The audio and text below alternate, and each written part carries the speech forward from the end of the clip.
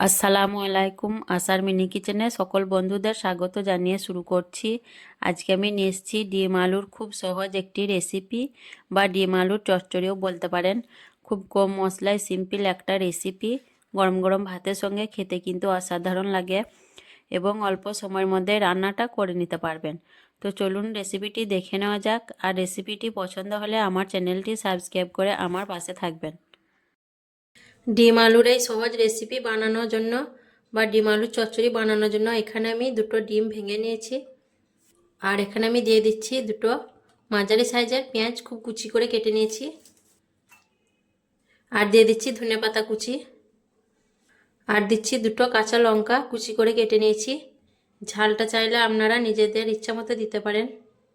দিয়ে দিচ্ছি পরিমাণ মতো নুন, সামান্য হলুদের গুঁড়ো, আর দিয়ে দিচ্ছি খুব অল্প পরিমাণের লঙ্কা গুঁড়ো। এখানে চাইলে কাশ্মীরি লঙ্কা গুঁড়ো দিতে পারেন। বাইন্ডিংয়ের জন্য আমি 2 চামচ বেসন দিয়ে দিচ্ছি।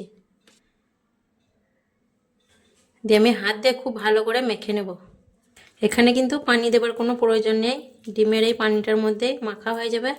আর এখানে আমি আর বেসনও দিচ্ছি না, 2 চামচ বেসনের মধ্যে হয়ে যাবে।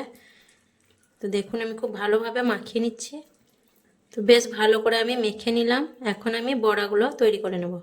বড়া বানানোর জন্য আমি গ্যাসটা অন করে একটা কড়া বসিয়ে দিয়েছি। আর দিয়ে দিচ্ছি সরষের তেল। তেলটা বেশ গরম হয়ে আসার পর আমি এখন বড়াগুলো তেলের মধ্যে ছেড়ে দেব। তেলটা খুব বেশি হাই হিটে গরম করার প্রয়োজন নেই, তাহলে বড়াগুলো কিন্তু উপর থেকে পুড়ে যেতে পারে।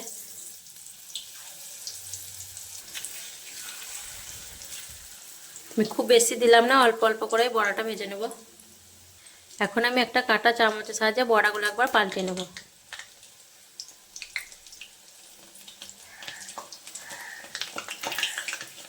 বড়াগুলো পাল্টে নিলাম। একটু হওয়ার অপেক্ষা করব, কালারটা চেঞ্জ হয়ে গেলে তুলে নেব। বড়াগুলো আমি আবারও একবার উল্টে পাল্টে দেব।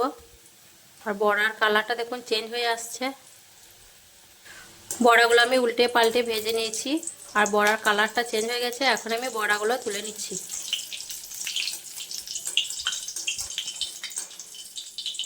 তেলটা একটু ভালো করে ঝরিয়ে নেব। তেলটা ভালো করে ঝরিয়ে নিয়েছি, এখন তুলে নিচ্ছি। বাকি বড়াগুলো আমি একইভাবে ভেজে নেব। এই বড়াগুলো আমি উল্টে পাল্টে লাল করে ভেজে নিয়েছি। এখন এগুলো ভালো করে তেলটা ঝরিয়ে তুলে নিচ্ছি। বড়াগুলো আমার সব ভাজা হয়ে গেছে। আর বড়াগুলো দেখুন দেখতে অনেক সুন্দর হয়েছে, এবং খেতেও ভালো হয়েছে আর নরম হয়েছে। এখন আমি রান্নাটা করে নেব। এই গরম তেলের মধ্যে দিয়ে দিচ্ছি অল্প পরিমাণের কালো জিরে। আর দিয়ে দিচ্ছি দুটো মাঝারি সাইজের পেঁয়াজ, লম্বা এবং সরু করে কেটে নিয়েছি। দিয়ে আমি পেঁয়াজগুলো তেলের সঙ্গে 1-1.5 মিনিটের মতো ভেজে নেব। পেঁয়াজ ভাজার সময় আমি দিয়ে দিলাম 4টে কাঁচা লঙ্কা চেরা। দিয়ে আবার আমি পেঁয়াজটা ভাজতে থাকবো। 1-1.5 মিনিট দেখুন পেঁয়াজটা ভেজে নেওয়ার পর অনেকটা নরম হয়ে এসছে। এখন আমি দিয়ে দিচ্ছি 1 চামচ আদা রসুন বাটা। দিয়ে আমি কয়েক সেকেন্ড আদা রসুন বাটাটা পেঁয়াজের সঙ্গে কষিয়ে নেব, যাতে কাঁচা গন্ধটা না থাকে। আদা রসুনটা কয়েক সেকেন্ড কষে নেওয়ার পর এখন দিয়ে দিচ্ছি কেটে ধুয়ে রাখা আলু। আলুগুলো আমি ঠিক যেভাবে আমরা আলু ভাজা করি সেইভাবে কেটে নিয়েছি। এখানে আমি দুটো বড় সাইজের আলু নিয়েছি, আপনারা চাইলে বাড়িয়ে কমে নিতে পারেন। আর আলুগুলো আমি 2 মিনিটের মতো ভেজে নেব। আলুটা আমি 2 মিনিটের মতো ভেজে নিয়েছি। এখন আমি এর মধ্যে কিছু অল্প মশলা দিয়ে দেব। পরিমাণ মতো নুন দিয়ে দিচ্ছি, খুব অল্প পরিমাণে হলুদের গুঁড়ো, 1/2 চামচের মতো শুকনো লঙ্কার গুঁড়ো। ঝালটা চাইলে আপনারা বেশি দিতে পারেন, যারা ঝাল খেতে পছন্দ করেন। দিয়ে আবারও আমি মশলাগুলোর সঙ্গে আলুটা কষিয়ে নেব। আর আমি দিয়ে দিচ্ছি 1/2 চামচের মতো ধনে গুঁড়ো। মশলাগুলো আমি আলুর সঙ্গে বেশ কিছুক্ষণ একটু ভালো করে কষিয়ে নেব।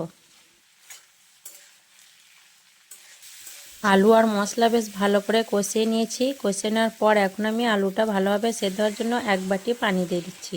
আমি কিন্তু বেশি ঝোল করব না, যারা একটু ঝোল ঝোল খাবেন পানিটা আরও বেশি দিবেন। আমি একটু মাখা মাখা করব। ভালোভাবে আমি নেড়ে চেড়ে মশলাটা আলুর সঙ্গে মিশিয়ে নেব। ভালো করে নেড়ে চেড়ে মিশিয়ে নিলাম। এখন আমি ঢাকনা ঢেকে দিয়ে আলুটা যতক্ষণ না সেদ্ধ হচ্ছে ততক্ষণ অবধি আমি রান্না করে নেব। বেশ কিছুক্ষণ রান্না করার পর আমি ফিরে এলাম। এখন আমি নেড়েচেড়ে আলুটা সেদ্ধ হয়েছে নাকি দেখে নেব। তো আলুগুলো দেখুন সেদ্ধ হয়ে গেছে। এখন আমি ভেজে রাখা বড়াগুলো ঝোলের মধ্যে দিয়ে দেব।